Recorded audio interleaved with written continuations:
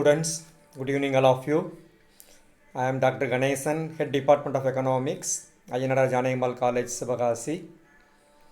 Today we are going to discuss about the calculation of Karl-Pearson's coefficient of correlation with the help of assumed mean method. So in the previous video lecture we have discussed about calculation of Karl-Pearson's coefficient of correlation with the help of actual mean method. So now we are going to discuss about how we can calculate Karl-Pearson's coefficient of correlation with the help of assumed mean method. Okay. So now when can we use assumed mean method? So first we must understand about in what situation we can use assumed mean method. In the previous video lecture, I have explained in what situation we can use actual mean method. In the same way, now I am explaining in what situation one can use assumed mean method. So here, first you have to calculate the average values for x and y series. Either x or y series average or the x bar or y bar or both the averages x bar and y bar are in fraction. So at that time one can use assumed mean method. Are you clear?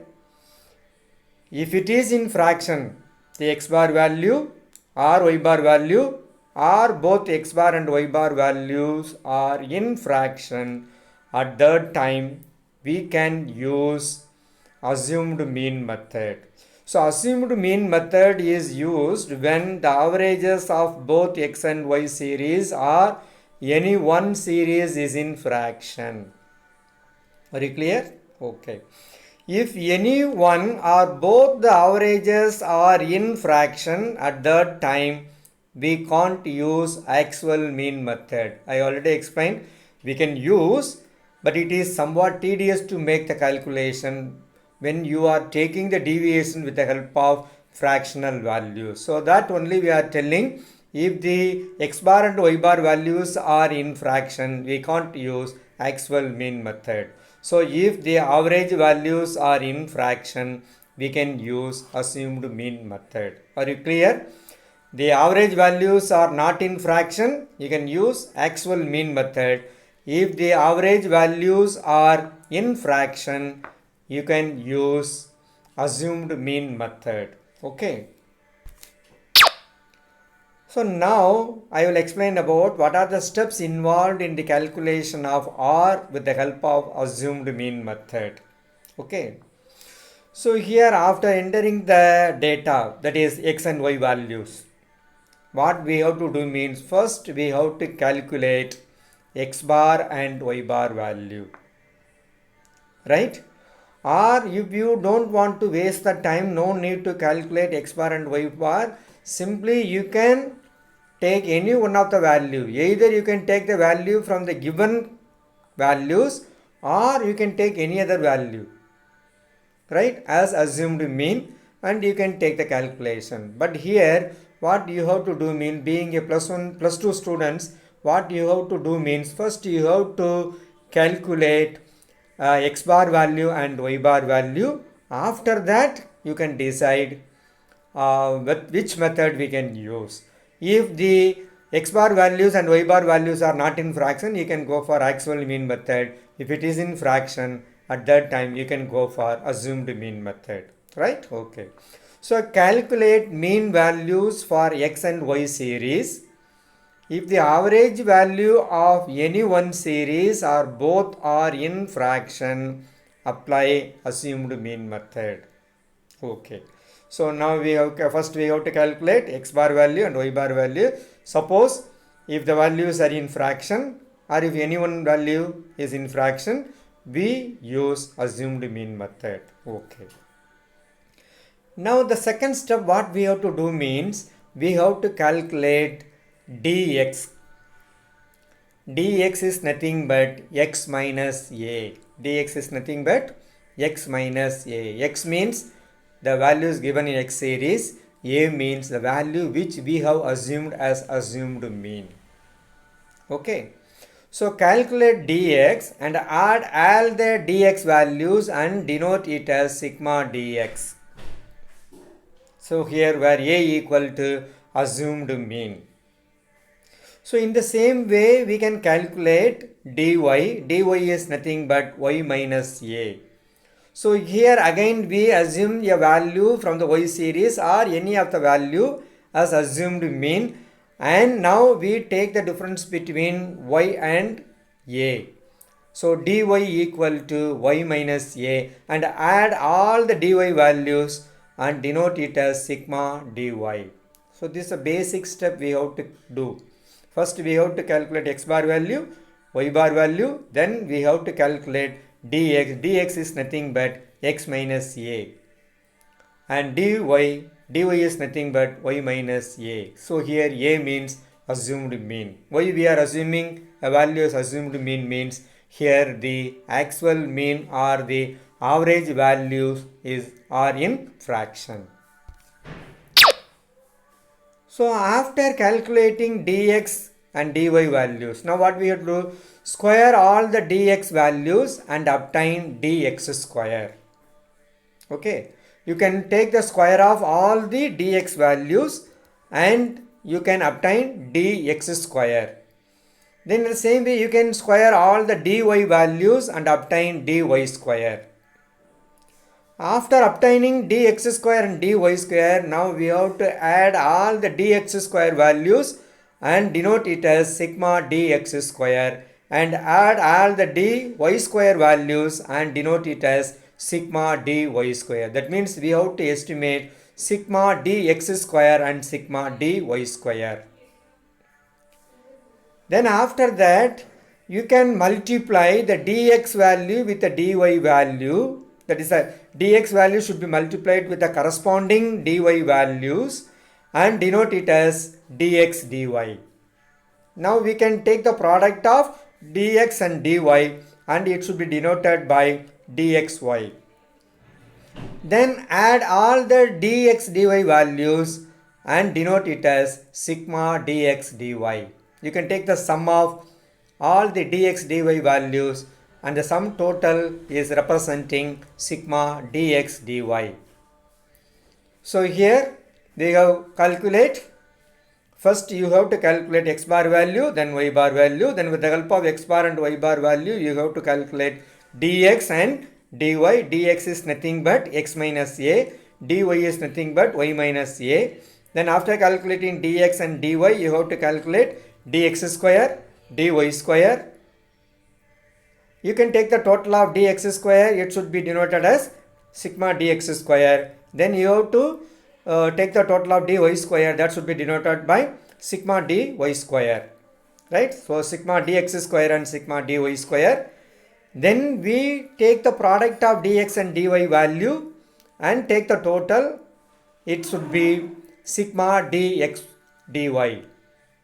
So after calculating all these values, so simply you can remember we have to calculate n value. N is nothing but the number of observations given in x and y series. And you have to calculate sigma dx value, sigma dy value, sigma dx square value, sigma dy square value and sigma dx dy value. After calculating all these values, you can substitute the values in the formula and extract R value. Are you clear, students? All these 6 values we have to estimate. After that, we can substitute the values in the formula and calculate Karl-Pearson's coefficient of correlation.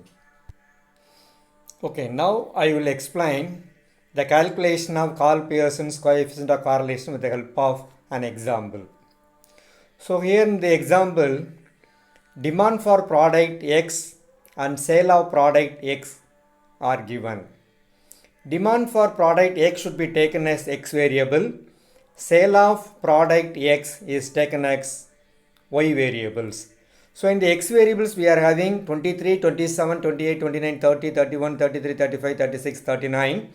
And in the Y variables we are having 18, 22, 23, 24, 25, 26, 28, 29, 30 and 32. So first we have to make 7 columns. The first column you take demand for product X and it should be denoted as X. And in the second column, sale of product X and it should be denoted by Y. So you enter all the X values in the column 1 and all the Y values in column 2. Now you take all the total of X values, total of all the X values, and the total should be equal to 311. So sigma X equal to 311 and you add all the Y values and the total is equal to 257. So this is sigma Y. So sigma X equal to 311 and sigma Y equal to 257. So after estimating sigma X and sigma Y, first what we have to do means we have to estimate X bar and Y bar value. So here the sum 10 variables are given, 10 values are given. So n equal to 10. So now we have to estimate X bar value. The formula is X bar equal to sigma X by n. So sigma X equal to 311 and n equal to 10. So 311 divided by 10, that is equal to 31.1. So here X bar is in fraction. And in the same way we have to estimate Y bar value. So Y bar equal to sigma Y by n. So here sigma Y is equal to 257 and n equal to 10. So 257 divided by 10, that is equal to 25.7. So here the Y bar value is also in fraction. So now what we have to do means we have to take a value as assumed mean. So at the time of taking the assumed mean value, it should not be not more deviated from the average value, and at the same time you have to take a whole number which is easy for you to calculate the deviation value. So here the X bar is 31.1, so we take 30 as our assumed mean, and here the Y bar is equal to 25.7, so we take for Y series we take 25 as our assumed mean. Okay, now we have assumed 30 it is for X series as assumed mean and 25 for Y series as assumed mean. So now we have to calculate dx and dy value. First you take dx. Dx is nothing but x minus a. So x minus 30. So now here the first x value is 23. 23 minus 30, that is equal to minus 7. Then 27 minus 30, that is equal to minus 3. 28 minus 30, that is equal to minus 2. 29 minus 30, that is equal to minus 1.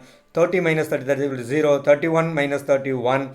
33 minus 33. 35 minus 35. 36 minus 36. And 39 minus 30, that is equal to 9. So we have calculated the dx value, that is minus 7, minus 3, minus 2, minus 1, 0, 1, 3, 5, 6, 9. So now we have to add all the positive values separately and add all the negative values separately. The positive value is equal to 24 and the negative value total is equal to minus 13. So the difference between 24 and minus 13, that is equal to 11. So sigma dx is equal to 11. So now we have to estimate dy.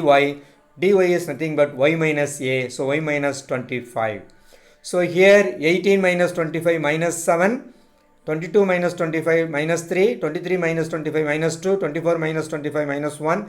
25 minus 25 0. 26 minus 25 1. 28 minus 25 3. 29 minus 25 4. 30 minus 25 5. 32 minus 25 7. So here the dy values are minus 7, minus 3, minus 2, minus 1, 0, 1, 3, 4, 5, 7. So here you have to add all the positive values separately and add the negative values separately. The positive total is equal to 20 and the negative total is equal to minus 13. So now you take the difference between 20 minus 13, that is equal to 7. So sigma dy is equal to 7. So now what we have to do means we have to calculate sigma dx square. So now you have to take the square of all dx values. So minus 7 square, that is 49, 3 square 9, 2 square 9, 2 square 4, 1 square 1 0 0, 1 square 1, 3 square 9, 5 square 25, 6 square 36, 9 square 81. So the dx square values are 49, 9, 4, 1, 0, 1, 9, 25, 36, 81. And you can take the total is equal to 215. So sigma dx square is equal to 215. So now we have to calculate dy square value. So here 7 square 9, 3 square, 7 square 49, 3 square 9, 2 square 4, 1 square 1, 0, 0, 1 square 1, 3 square 9, 4 square 16, 5 square 25 and 7 square 49. So now you have to take the total of all the dy square values. Here the total is equal to 163. So sigma dy square equal to 163. So now what we have to calculate dx dy values. So here how you can calculate dx and dy means here you have to take the product of dx and dy, that is third column should be multiplied with corresponding fourth column, right? So 7 into 7 49, 3 into 3 9, 2 into 2 4, 1 into 1 1, 0 into 0 0, 1 into 1 1, 3 into 3 9, 5 into 4 20, 6 into 5 30 and 9 into 7, that is equal to 63. So now you have to add all the values. So the total is equal to 186. So sigma dx dy is equal to 186. Right? So here at the time of taking product of dx and dy, you have to very much careful in the mathematical sign. If both the signs are in the same signs, both the values are in the same sign, positive values. If it is an opposite sign, you put minus sign. But luckily here in your sum, all the values are here both dx and dy values are in the same sign, so no need of putting minus and plus sign. So all the values should be taken as positively. So dx dy total is equal to 186.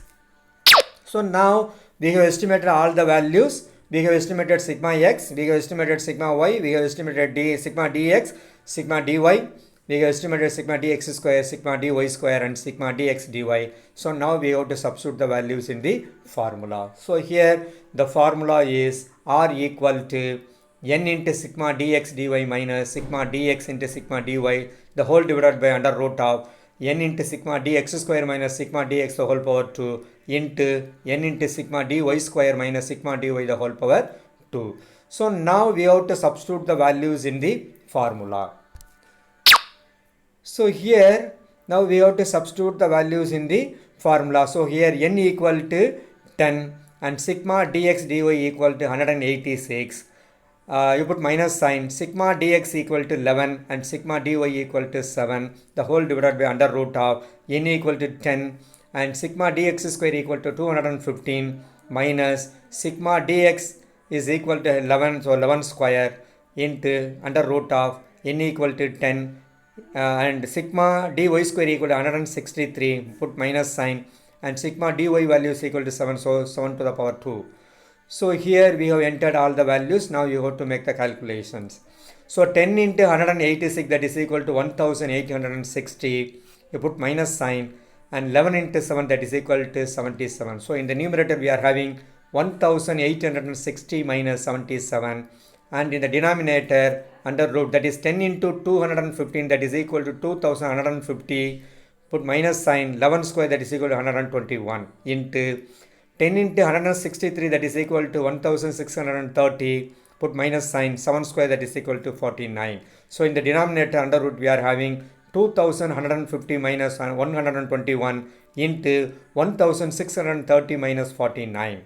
So now you take the difference between 1860 and 77. So the difference is equal to 1783.